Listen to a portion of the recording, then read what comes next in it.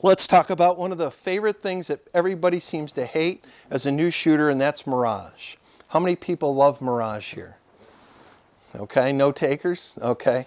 You know, a lot of the older bench rest shooters, when they started, they didn't have flags. And they had to have some type of aid to identify wind pattern or wind velocity. And I can tell you that Mirage is real-time wind. It's wind that you can see. And most all the time, it's really honest. Let me give you a quick story. I wanted to shoot in, I think it was 1999, a year 2000, at Holton, Michigan, which has the worst Mirage across the country I've ever been to. All sand. The target frames were about a foot off the ground, off the sand. And in July of 1999, when we started after lunch, the 200 yards, this is what we saw. You could not see rings. It was bad. And as a new shooter, I was so intimidated by Mirage. I'm like, how can we hold a match? We can't even see where our sighters are going. And I had a mentor at the time, Perry Morton, who was a Hall of Fame member.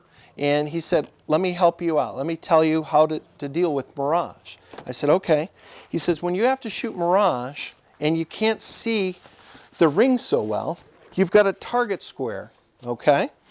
Put your crosshair, when you go to shoot your record, split it in the target square. I said, okay. He said, then take your horizontal crosshair and you've got your Mirage board on the side with different black stripes.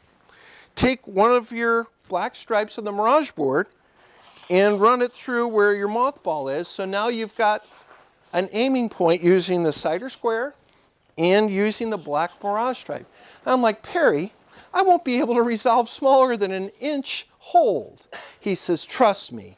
Most shooters are intimidated by Mirage, but your aim point is snapping back. You're aiming finer than what you think.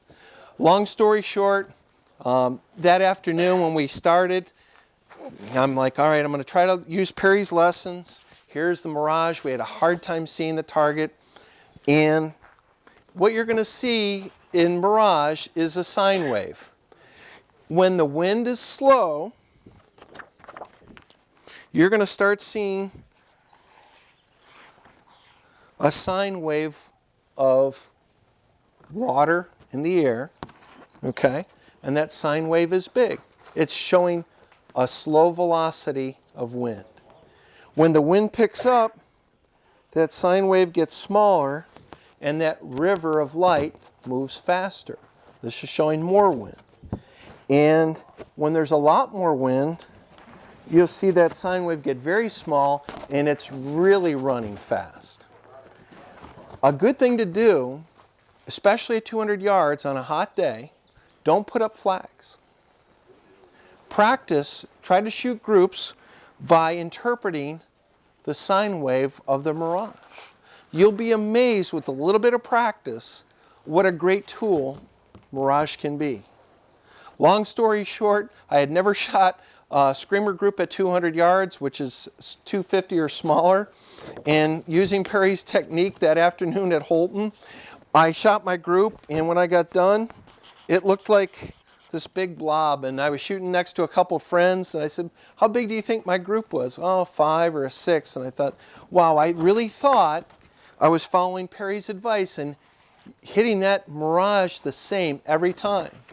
Well, we go back up for our next match, and my buddy Joe Freeman at the time says, hey, you know how small your group was? And I'm like, oh no, this doesn't sound good. He goes, it was a 235. I went, you're not looking at my target. He goes, no, you're the competitor right next to me. I saw your target. And I said, well, it looked bigger. He said, yeah, but it was a small dot. And there's Perry Morton just saying, I told you so, you know, but it really cured me of the fear of Mirage. And embrace Mirage, practice with it. You're aiming smaller than you realize.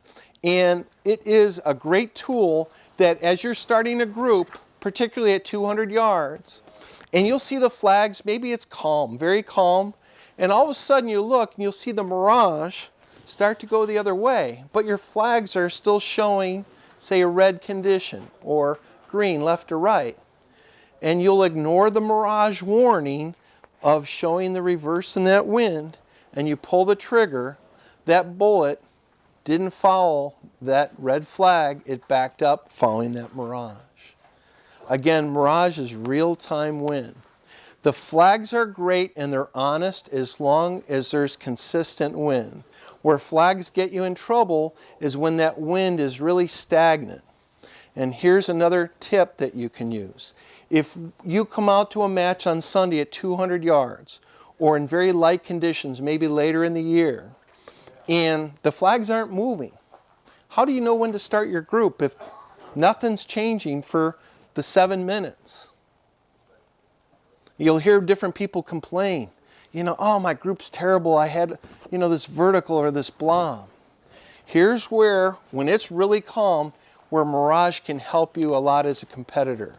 When it's calm and there's no condition to read in the flags, study your scope and keep studying it and look for a little bit of that sine wave showing the mirage start to move.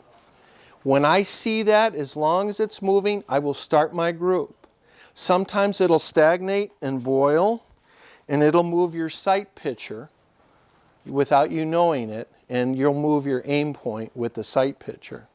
But if you can pick up a little gentle mirage, shoot your group as long as that mirage keeps moving, and you will have an advantage over your competitors, because it's the only thing that will show condition when it's stagnant. And if you can embrace the mirage, it really is going to help your skill set.